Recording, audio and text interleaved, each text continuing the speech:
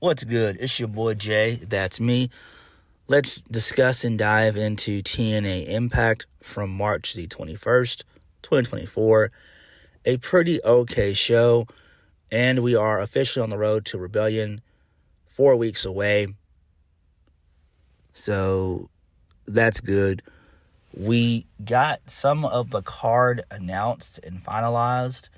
So within the next couple of weeks, we should have the entire card flushed and figured out. And we also have some news and notes to get into for TNA, but I'll save that at the end. So we kicked the show off with the first match of the night. It was a Rebellion referendum. It was basically a six-pack challenge. So the winner would get an X Division title shot against Mustafa Ali at Rebellion. It involved Leon Slater, Chris Bay, Alan Angels, Jason Hotch, Kevin Knight, and Jake something. This is a pretty good fun little match.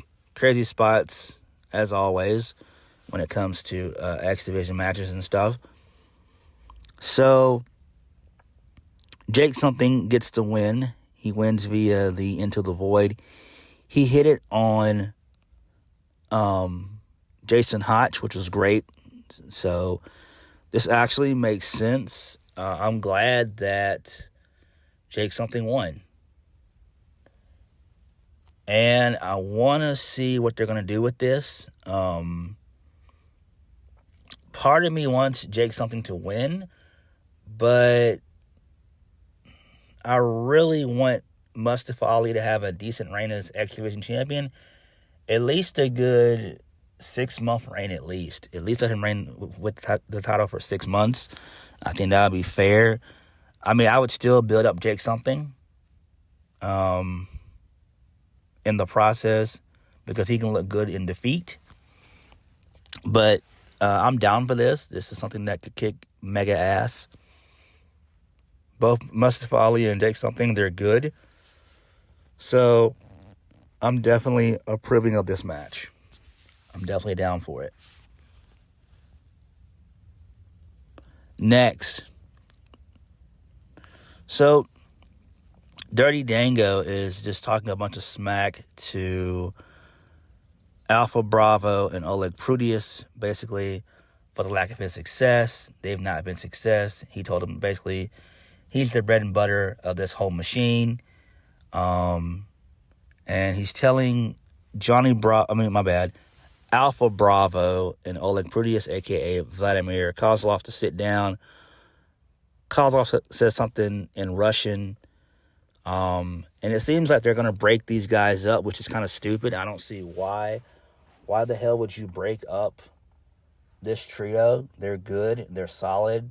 I like them. Dirty Dango is actually very charismatic and entertaining. I'm usually laughing at most of his promos. I'm being dead ass serious because he is funny. I do like Dirty Dango. I just wish that TNA would push him more. I mean, seriously. They've got some talented guys on the roster. It's just you have so many guys that need to go away to make that roster better.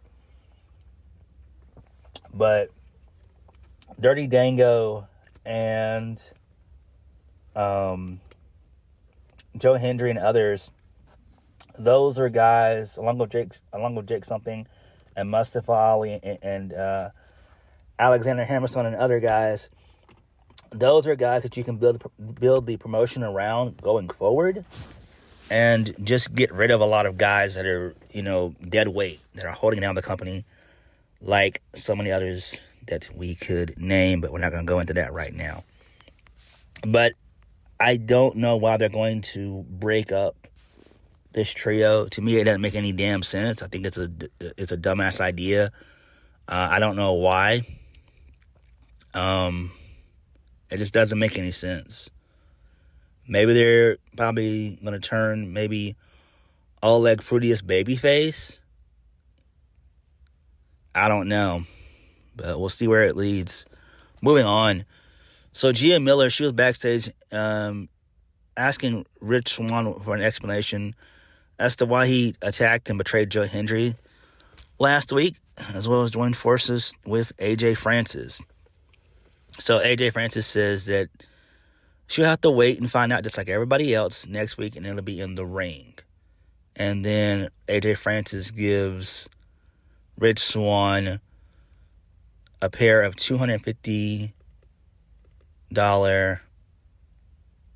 sunglasses. So that's pretty cool. I like that. I mean, this is interesting, I guess. I mean, it's fine. I mean, I'm still not a fan of Rich Swann, but it is what it is. But at least this gives him something to do. And he's been babyface for years. It's just I wish he would have went heel earlier when he was there. But he's been in TNA for years. I want to say he's been with TNA, I want to say since 2017 or 2018, one of those two. I want to say 2017 he came into Impact at the time. So that's fine. Moving on. And I wanted to burn my television because Diener appeared.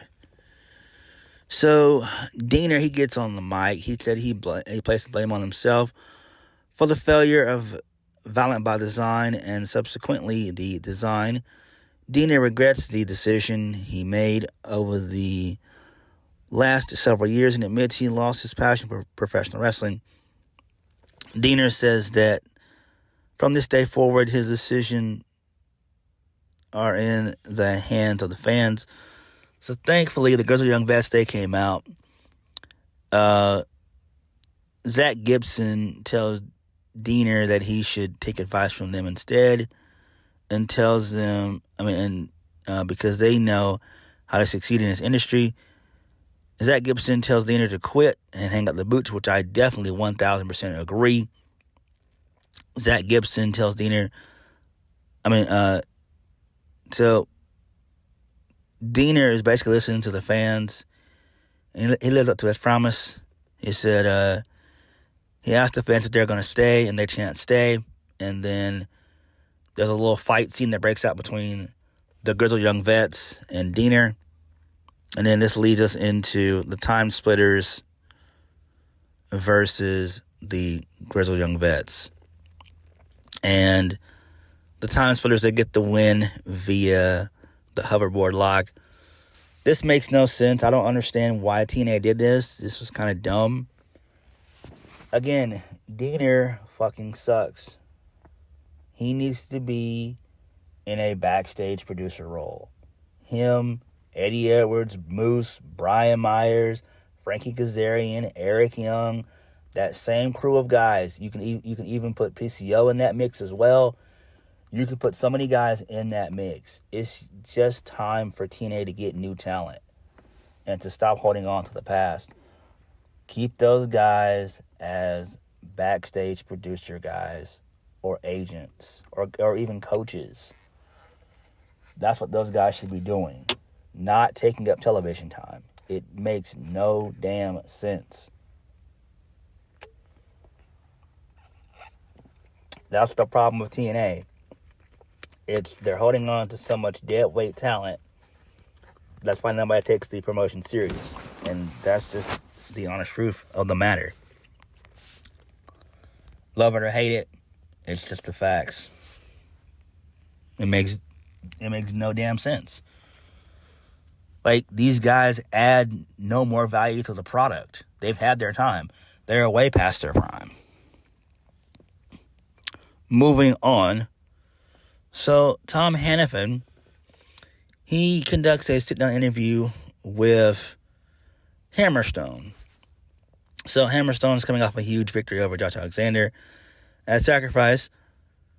So, Tom Hannafin reminds Hammerstone that he lost their first encounter at Hard to Kill, which is true. Hammerstone excuses the loss, saying that he had Alexander beat, but he rolled out of the ring like a coward.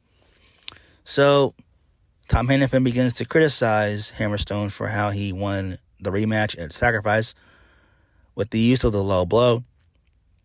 So Hammerstone then presents Josh Alexander's headgear that he stole and says that this is a reminder of what will happen to Josh Alexander if he wants another match. And then Hammerstone storms off the interview set, which was great. I fucking love this. Hammerstone fucking rules. This is great. He kicks major ass. Again, Hammerstone is another guy that could be world champion. Him, Joe Hendry, Nic Nemeth. You can build the promotion around those three guys, and you will be taken as a serious promotion. Moving on, this leads us into Crazy Steve versus PCO for the Digital Media Championship. So in the middle of the match, Big Kon, he comes out, and he starts throwing weapons into the ring, like steel chairs and trash can lids and all that stuff. And so right in front of the referee, PCO just starts using the trash can and beats the shit out of Kon. But Kon's able to get back up. He throws PCO into a stack of chairs that PCO had set up while the referee was trying to console Crazy Steve. And then this allowed for Kon to throw PCO into the stack of chairs. He throws PCO back. He throws PCO back into the middle of the ring. Crazy Steve then rolls up PCO to retain the Digital Media Championship. This is fine, I guess. They're going to continue the feud. I don't know what they're feuding over. It doesn't make any sense. PCO is not the baddest man in TNA, and neither is Kon. So I don't understand why they're feuding. It's a waste of time. I don't know. So it is what it is, I guess. Moving on. So Decay and MK Ultra, they argue over who's going to be the first to receive their rematch against Spitfire for the Knockouts World Tag Team Championships. And the only way that they can sell this is in the ring. This makes no sense. Again, I am tired of the Knockouts World Tag Team Championships. Why? Because they only have 3 sets of teams. They don't have a division at all, a serious one. I thought that the Hex was added to the division when they came in. I want to say it was sometime last year they came in, but they didn't stick around long, and I think they went back to the NWA. So I don't know, but TNA needs to do something with the Knockouts tag team division. If not, just get rid of those tag division. Get rid of that entire division, or come up with some more teams. Moving on, Eric Young, he comes out. He's at the top of the ramp. He talks about how he lost to Moose at Sacrifice. Eric Young admits that he came up short, but he kept his promise by continuing to come forward. After being screwed over by Frankie Kazarian, Eric Young warned Frankie Kazarian to watch what he wishes for, and then Eric Young proceeds to lay out a challenge to Frankie Kazarian, a Full Metal Mayhem match at Rebellion. And I'm just like, oh my God, this shit sucks. Eric Young, please go away. Frankie Kazarian, please go away. My God, this sucks. This is so stupid. Moving on. So Ash by Elegance, she has her 3rd match. It's against a jobber by the name of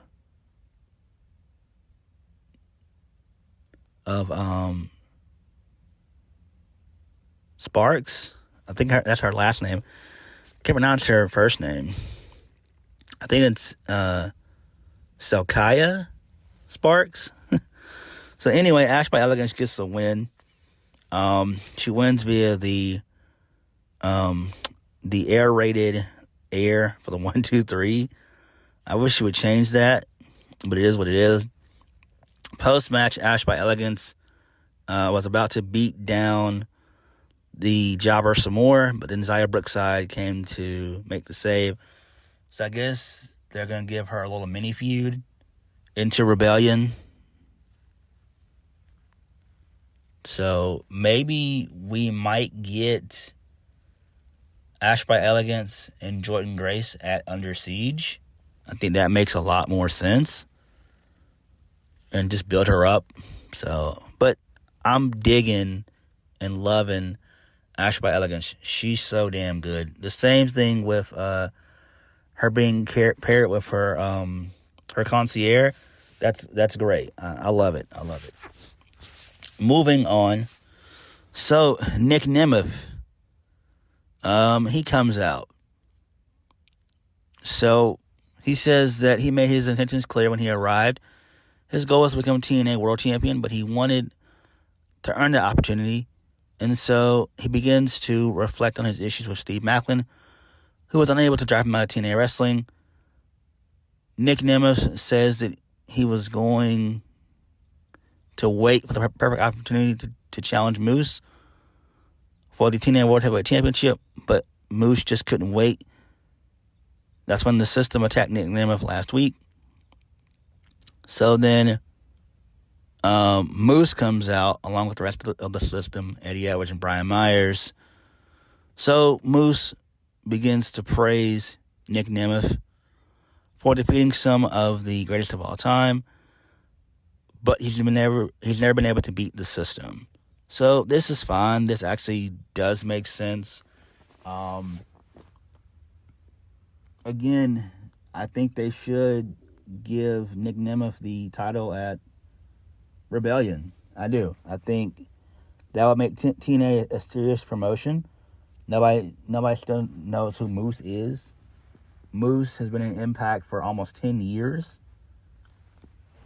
And I'm just so over him, along with Eric Young and Eddie Edwards, Brian Myers, all those guys. It's time for those guys to go. So hopefully Nic Nemeth becomes the new TNA World Heavyweight Champion at Rebellion, which he probably will. Main event, Jordynne Grace, she defeated Tasha Steelz via the Juggernaut Driver, and that was it. So the show itself was okay for the most part. We've got 2 matches announced for Rebellion. Moose versus Nic Nemeth for the TNA World Heavyweight Championship, and Mustafa Ali versus Jake something for the X Division Championship. So that's fine. I don't know what Jordynne Grace is going to do at Rebellion. They might do a third match between her and Tasha Steelz, which actually would seem plausible, and it would make a lot of sense. That's what I would do. Versus putting her in like a multi-woman match. That's just what I would do. If not, if they can split up MK Ultra in the next couple weeks, you could do Jordynne Grace and Masha Slamovich, or Jordynne Grace and Killer Kelly. But all in all, TNA this week was okay. So, news and notes. So basically, the Motor City Machine Guns, their contracts are about to be up. And I don't know if TNA has offered them more money to stay or not. I don't know. But that's just what's going around the rumor mill right now.